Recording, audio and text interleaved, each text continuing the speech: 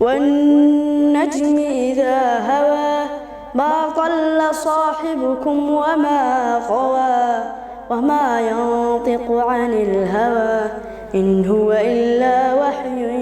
يوحى علمه شديد القوى ذو مرة فاستوى وهو بالأفق الأعلى ثم دنا فتدلى فكان قاب قوسين أو أدنى فأوحى إلى عبده ما أوحى ما كذب الفؤاد ما رأى أفتمارونه على ما يرى ولقد رآه نزلة أخرى عند سدرة المنتهى عندها جنة المأوى إذ يغشى السدرة ما يغشى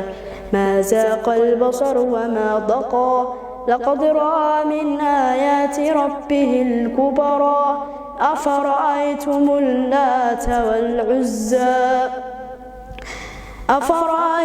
اللات والعزى ومناة الثالثة الأخرى ألكم الذكر وله الأنثى تلك إذا قسمة ضيزى إن هي إلا أسماء سميتموها أنتم وآباؤكم ما أنزل الله بها من سلطان إن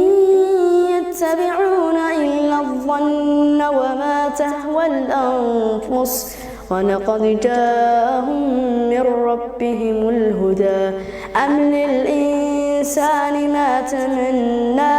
فلله الآخرة والأولى وكم من ملك في السماوات لا تغني شفاعتهم شيئا إلا من بعد أن يأذن الله لمن يشاء